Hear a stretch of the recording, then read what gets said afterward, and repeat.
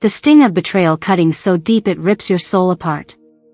It's my 14th birthday, and I'm standing alone in a frozen Saskatchewan field, my red dress shredded by thorns, my boots swallowed by icy mud.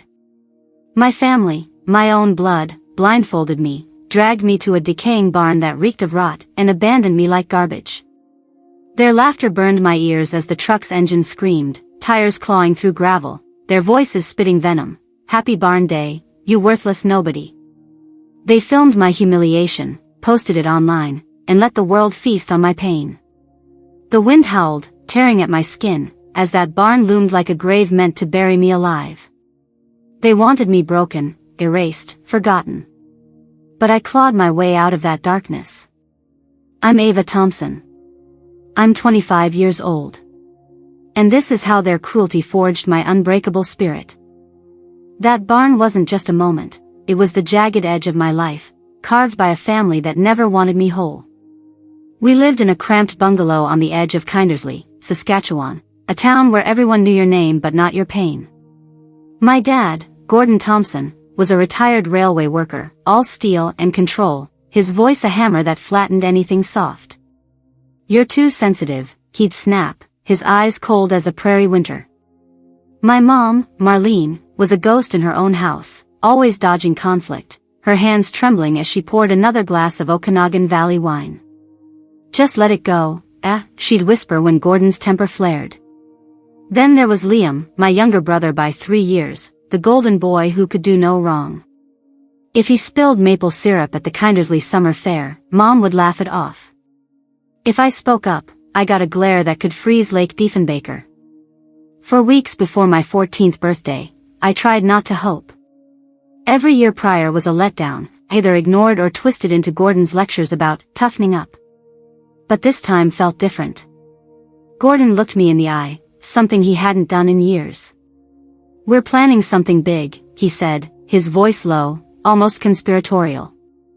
Marlene bought me a red dress, simple but bright, saying, "It's for something special, Ava."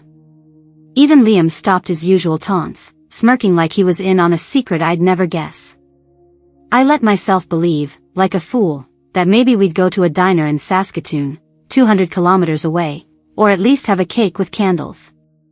I was 14, desperate for a shred of love. Little did I know, their special plan was a cruel trap, one that would leave me shattered in that rotting barn, their laughter echoing like a wound that wouldn't heal.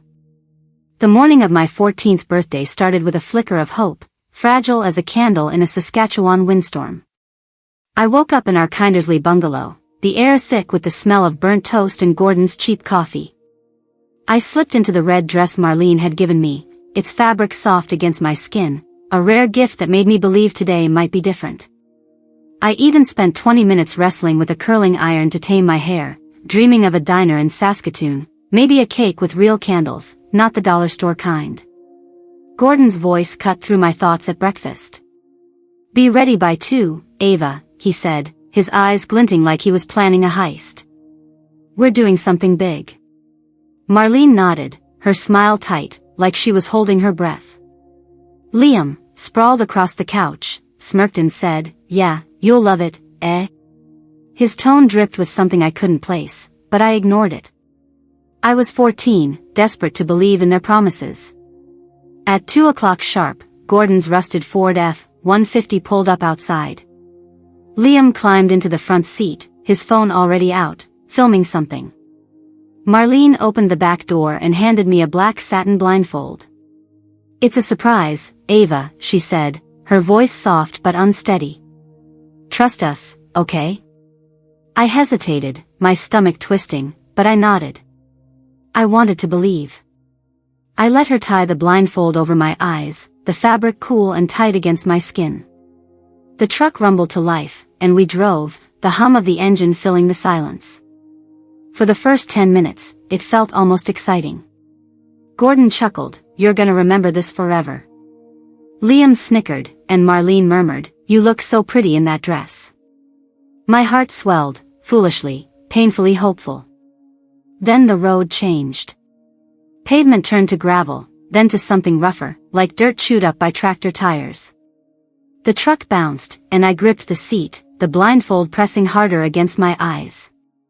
The air grew colder, seeping through the cracked window, carrying the scent of damp earth and wheat. The chatter stopped. Silence settled, heavy as a prairie fog. After what felt like an hour, the truck lurched to a stop. "Out," Gordon said, his voice flat, like he was giving an order to a stranger. I fumbled with the door, still blindfolded, and stepped out. My red boots sank into soft, wet mud, the cold biting through the soles. I waited, expecting a hand, a voice, anything. Nothing came. Then I heard the truck doors slam.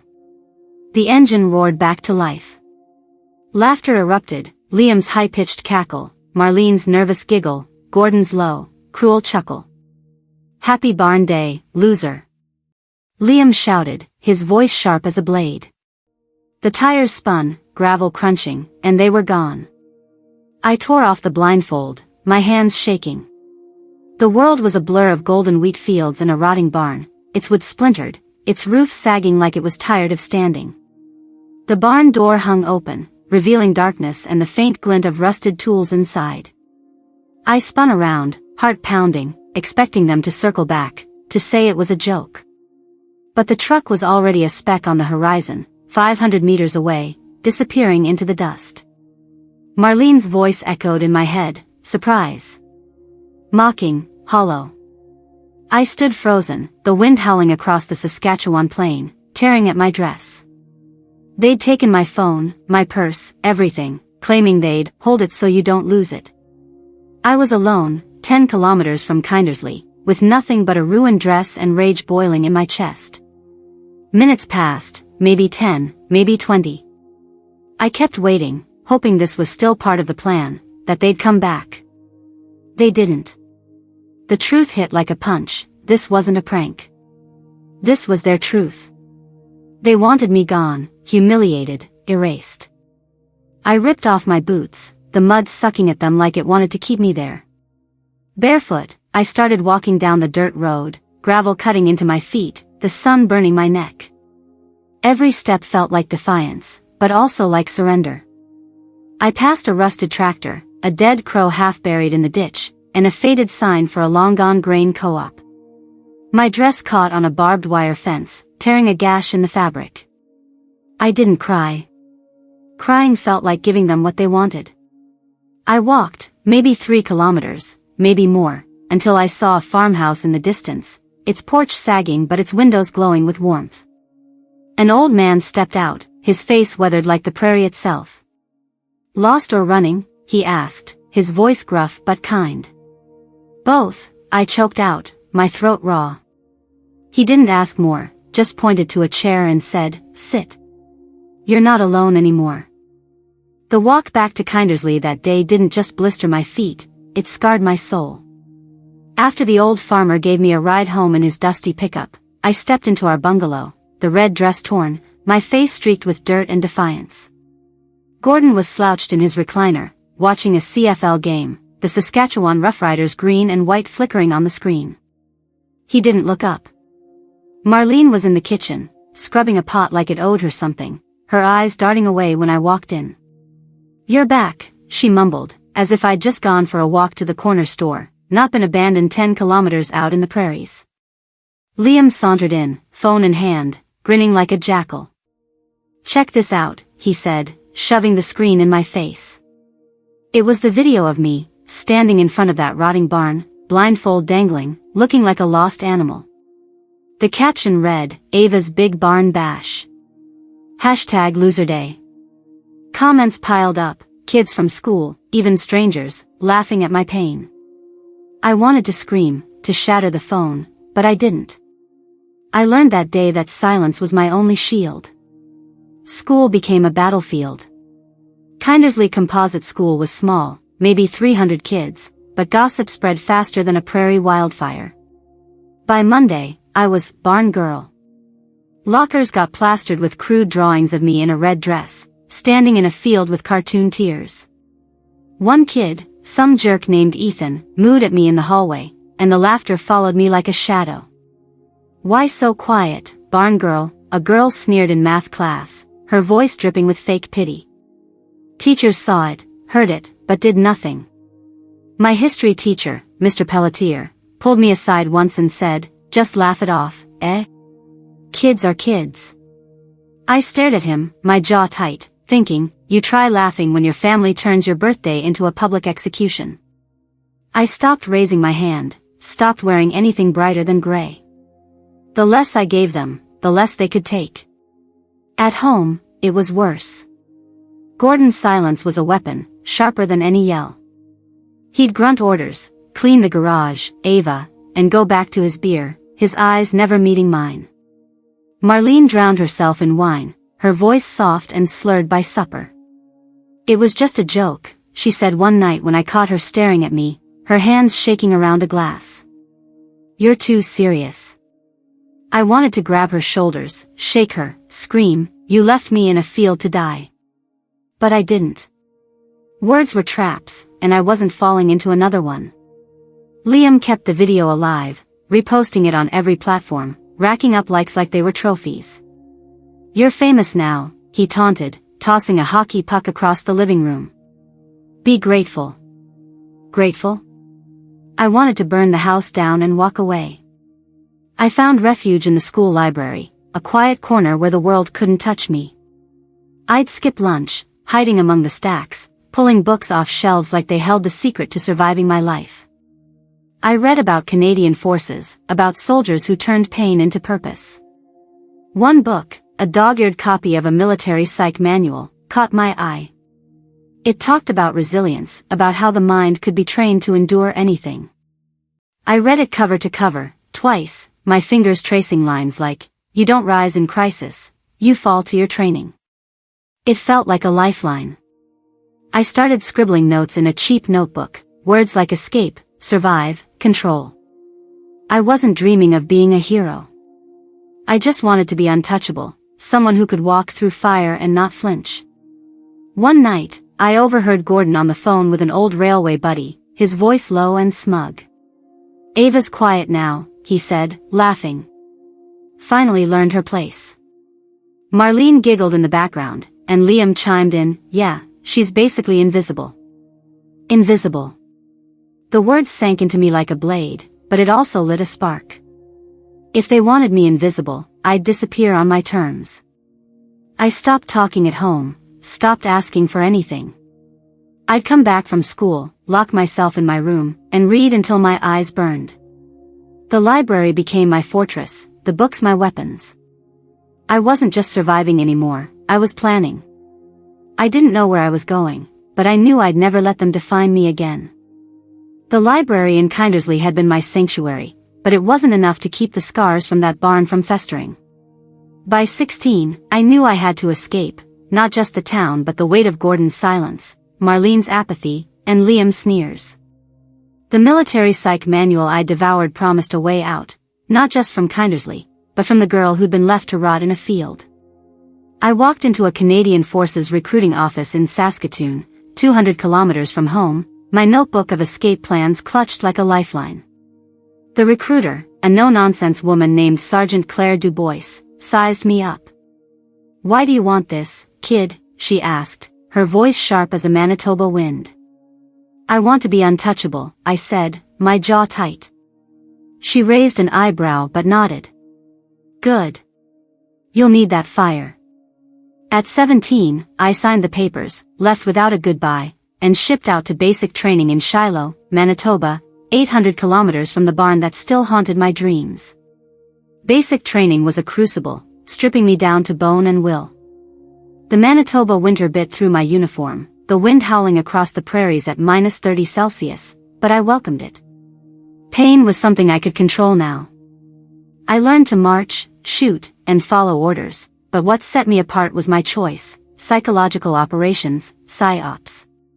Claire, now my mentor, saw something in me. "You don't just think, you dissect," she said one day, tossing me a manual on propaganda analysis. "Use that." I studied how words could break minds, how fear could be weaponized. It felt like turning the tables on everyone who'd ever laughed at me. I wasn't loud, but I was precise, cutting through drills and simulations with a quiet intensity that earned me the nickname, Ghost, among the recruits. Then I met Private Ethan Brooks, a lanky kid from Moose Jaw with a grin that could thaw a frozen lake. He was different, kind without being soft. During a night march, 20 kilometers through snow, he handed me a moose jerky sandwich, the kind you only get at small-town Saskatchewan gas stations. "You look like you're carrying more than your pack," he said, his voice low but warm. I shrugged, but his words stuck. Ethan became my anchor, someone who saw me without needing me to explain. We'd sit in the mess hall, trading stories about prairie summers, him talking about fishing in Lake Diefenbaker, me dodging memories of that barn.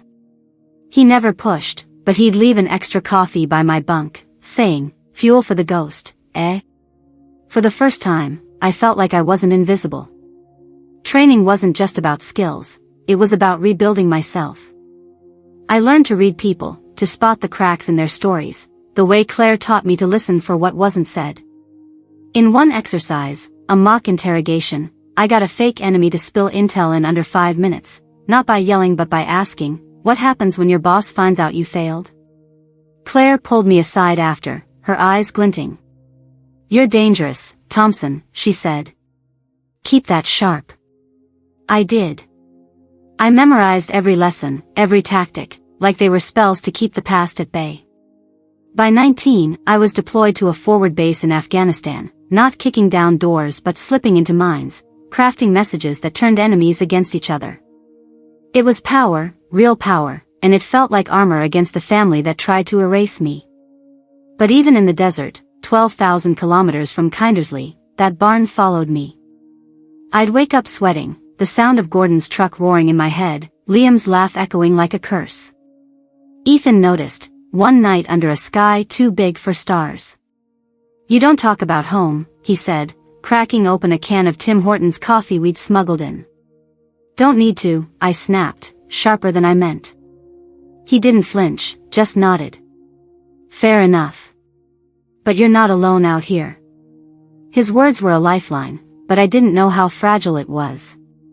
I was building something new, a version of myself that didn't bleed every time I heard the word family. I thought I was untouchable. I was wrong. Afghanistan was a world away from the Saskatchewan prairies, but the ghosts of that barn still stalked me, 12,000 kilometers from Kindersley. At 19, I was part of a small PSYOPs team under Sergeant Claire Dubois, tasked with dismantling enemy narratives in a dusty corner of Kandahar.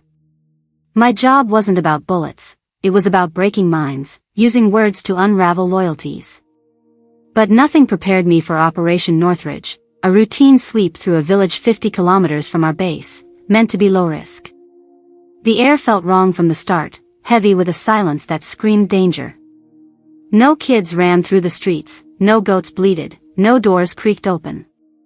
It was like the village had been hollowed out, a trap waiting to snap shut. Claire's voice crackled over the radio, "Stay sharp, Thompson. Something's off." My gut twisted, echoing the same dread I felt when Gordon's truck pulled away years ago. I was paired with Private Ethan Brooks, the Moose Jaw kid who'd become my brother in arms. We moved through narrow alleys, the sun scorching our backs at 40 Celsius, dust coating our boots like ash. Ethan's usual grin was gone, replaced by a tight jaw and eyes scanning every shadow. "Feels like that time my dad's tractor stalled in a storm," he muttered, gripping his rifle. "Quiet, but bad." I nodded, my heart pounding, the weight of my gear, 10 kilograms of vest and pack, dragging at my shoulders. We approached a mud-walled house, its door ajar, when Ethan froze. "Movement inside," he whispered, motioning me to cover. He stepped forward, slow, deliberate. Then came the crack of a single shot, sharp as a whip. Ethan crumpled, blood blooming across his throat, his eyes wide with shock. I lunged forward, dropping to my knees, pressing my hands against the wound. "Stay with me, Brooks," I yelled, my voice breaking. Blood seeped through my fingers, hot and relentless, pooling in the dirt like spilled Tim Hortons coffee. Ethan's mouth moved, but no sound came. His hand grabbed mine, weak, slipping. "Don't be dramatic," he gasped, a faint echo of his old humor. I lied to him, to myself, "You're fine, eh? Just hang on." But his eyes dimmed, and he was gone before the medevac chopper's blades even stirred the air. I sat there, his blood drying on my hands, the village still silent, mocking me. Claire found me, her face hard but her eyes soft. "Thompson, move," she ordered, pulling me up. I stumbled after her, my mind screaming, "Why him? Why not me?" We found the shooter behind a tattered curtain, a boy, maybe 14, shaking, clutching a rifle too big for his skinny arms. His eyes were wild, not with hate but fear, fed lies about Americans, Canadians, monsters. "He didn't know," I whispered to Claire. She didn't answer, just handed the kid to command. I never learned his fate. I didn't want to. That night, at the outpost, I sat alone on a crate, staring at the desert horizon, the stars too bright, too cruel. Claire joined me, lighting a cigarette, its glow a tiny rebellion against the dark. "War's not just out there," she said, exhaling smoke. "It's what you carry back." I nodded, my throat too tight to speak. Ethan's dog tags hung heavy in my pocket, a weight I couldn't shed. I thought of sending them to his sister in Moose Jaw, but the words wouldn't come. What do you say when someone's kindness was the only home you'd ever known? I saw that barn again in my mind, Gordon's truck speeding away, Liam's laugh, Marlene's weak surprise. This was worse. Ethan didn't choose to leave me. He was stolen. I didn't cry, not then.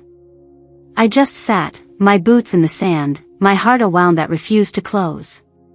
The next day, we moved on, another village, another mission, but Ethan's absence was a shadow I couldn't outrun, a new scar to carry alongside the one from that Saskatchewan field. The desert dust of Afghanistan still clung to my boots when I returned to Canada at 22, but it was a torn ligament in my knee, not the war, that sent me back. The military doctor in Kandahar called it a clean tear, said I'd be limping for months, maybe forever. Honorable discharge papers arrived like a quiet eviction notice, no ceremony, just a flight from Kabul to Regina, 12,000 kilometers from the outpost where Ethan Brooks bled out in my arms.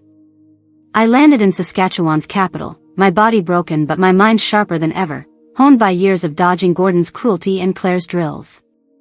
I rented a cheap basement apartment in Regina's Cathedral Village, the kind that smelled of damp concrete and regret. I worked night shifts at a 24-hour Tim Hortons, pouring coffee for truckers, my knee brace creaking under the counter. But the barn and Ethan's empty eyes followed me, twin shadows I couldn't shake. One gray November morning, while sorting through junk mail, I found a notice about a foreclosed property 100 kilometers away, near Kindersley. My heart stopped when I saw the address, my grandmother Evelyn's old farmhouse, a place I'd visited only twice as a kid before Marlene cut her off for reasons she never explained. Evelyn's hands, warm with the scent of cedar and bannock, were my only memory of kindness from those days. The deed listed me as the inheritor, a shock I hadn't expected. Marlene had contested it years ago, but the courts held firm. The house was mine, abandoned, rotting, and tax delinquent, just like that barn. I drove out in a borrowed pickup, the 100-kilometer stretch of Highway 7 lined with golden canola fields, the prairie wind howling like it remembered me. The farmhouse was a wreck, peeling paint, cracked windows, a porch that sagged like it was begging to collapse. I stepped inside, the floorboards groaning under my weight, dust swirling in the dim light. In the back bedroom, I found a locked cedar chest, its hinges rusted but intact. I pried it open with a crowbar, my knee throbbing with every jerk. Inside, wrapped in a faded Hudson's Bay blanket, was a letter in Evelyn's shaky handwriting, addressed to Marlene. My hands trembled as I unfolded it. "Marlene," it began, "I tried to save Ava, but you chose Gordon's fists over your daughter's heart." The words hit like a punch. Evelyn wrote of nights when Marlene hid bruises under long sleeves, when Gordon's temper left marks no one spoke of. She'd begged Marlene to leave, to take me and Liam to safety, but Marlene refused, saying, "It's not that bad, Mom." Evelyn had tried to reach me once, years before the barn, but Gordon threatened to cut her off for good. "If you don't protect Ava," she wrote, "she'll carry your scars too." I sank to the dusty floor, the letter crumpling in my hands. All those years, I thought Marlene's silence was weakness, but it was survival, warped and broken. She'd chosen Gordon's control over her own mother's love, over me. The barn wasn't just a prank, it was their way of punishing me for existing, for being the reminder of what Marlene wouldn't face. I wanted to scream, to drive back to Kindersley and confront her, but my voice caught in my throat. Why didn't you tell me? I whispered to the empty room, my words swallowed by the creaking walls. Evelyn's letter ended with a plea, don't let Ava pay for your fear. But she had. I had. And now I held the truth in my hands, a truth heavier than Ethan's dog tags, sharper than Gordon's silence. I didn't burn the letter. I folded it into my pocket, next to Ethan's tags, and stood up. My niece screamed, but I ignored it. That farmhouse wasn't just a ruin, it was a chance to rewrite what they'd broken. I called a locksmith, a contractor, and drained my savings, every cent from my discharge payout and Tim Horton's tips, to buy the property before it slipped away. You sure about this? The contractor asked, eyeing the sagging roof. It's a money pit. I looked at him, my jaw set. It's mine. I wasn't saving the house for me. I was saving it for the girl who walked barefoot down a gravel road, for the women I'd meet who carried their own barns. Evelyn's words burned in my mind, protect Ava. I would. Not by forgiving, but by building something they couldn't touch. Evelyn's letter didn't just crack open my past, it lit a fire I couldn't extinguish. At 22, I stood in her crumbling farmhouse in Regina, 100 kilometers from the barn where Gordon, Marlene, and Liam left me to rot. The weight of Ethan's dog tags in my pocket and Claire's words, "You're dangerous, Thompson," pushed me forward. This house wasn't just wood and dust, it was a promise to the girl who walked barefoot down a gravel road. I poured every dollar from my discharge payout and Tim Horton's tips into saving it, hammering nails into splintered boards, my knee brace creaking with every step. The contractor warned, this place is a lost cause, eh? I shot back, so was I. Watch me. I named it Lighthouse, a beacon for women like me, carrying scars no one could see, forged in places like that Saskatchewan barn. I didn't do it alone. Tara, a single mom from Moose Jaw who'd lost her kids to a vindictive ex, showed up with a toolbox and a laugh that could warm a prairie winter. Nia, a Cree veteran from Prince Albert, brought her quiet strength, her hands steady as she planted lupin seeds along the driveway. We tore down rotting walls, painted rooms in bold yellows and blues, colors that screamed life. The kitchen became a gathering place, filled with the smell of bannock and elk stew, a nod to Nia's heritage. This is home now, Tara said one night, stirring a pot over a propane stove. Not just for us, but for anyone who's been left behind. I nodded, my throat tight, seeing Evelyn's plea, protect Ava, echo in every nail we drove, every seed we planted. Lighthouse wasn't a shelter, it was a rebellion. We held our first retreat 6 months later, 12 women arriving in Regina, 300 kilometers from Kindersley's fields. No one asked for their stories, they offered them when ready, over campfires that flickered like the ones Nia's Cree elders lit. One woman, her voice barely above a whisper, said, "My dad called me nothing. I believed him until I got here." I looked at her, saw my own 14-year-old reflection, and said, "You're not nothing. You're enough." The words felt like they came from Evelyn, from Ethan, from the part of me that refused to break. We hung a sign above the kitchen, "You are not hard to love." It wasn't therapy, it was truth, raw and unyielding, a middle finger to every Gordon who tried to bury us alive. 2 years after I claimed Evelyn's farmhouse, a letter arrived at Lighthouse, 100 kilometers from that cursed barn in Kindersley. It was from Liam, his handwriting sharp, desperate. "Dad's dying, Ava," he wrote. "Stroke. He needs care we can't afford. You're his only listed kin." Attached was a photo of Gordon Thompson, slumped in a Regina hospital bed, tubes snaking from his nose, his once iron jaw slack. Marlene stood beside him, her eyes hollow, no wineglass to hide behind. I drove to the barn that night, 100 kilometers through Saskatchewan's canola fields, the wind howling like it remembered my screams. I carried a mason jar with a candle and a shred of that red dress, torn from my 14th birthday. I lit the flame, watched it flicker against the barn's rotting wood, and wrote a letter I'd never send. You thought I'd break, I scrawled. You were wrong. I buried the jar in the dirt, the smoke curling like a ghost set free. At Lighthouse, I faced them. Gordon, frail in his wheelchair, stared through me. Liam, clutching a leather satchel, stammered, Ava, we need you. Marlene whispered, please. I handed them a manila envelope, my denial of medical responsibility, signed and sealed. You don't get to die in my home, I said, my voice steady as prairie stone. You left me for dead. I choose who I save. Their silence was deafening, heavier than Ethan's dog tags, sharper than Evelyn's truth. I walked away, the lupin garden blooming behind me, a testament to what I'd built. You don't need to forgive to be free. Build a space where your scars can breathe, where you can plant hope over pain. That's what Lighthouse taught me. If this story hit you, if you've carried a barn in your heart, share it in the comments. Like this video, and subscribe to True North Courage. Let's tell stories that don't just hurt, they heal.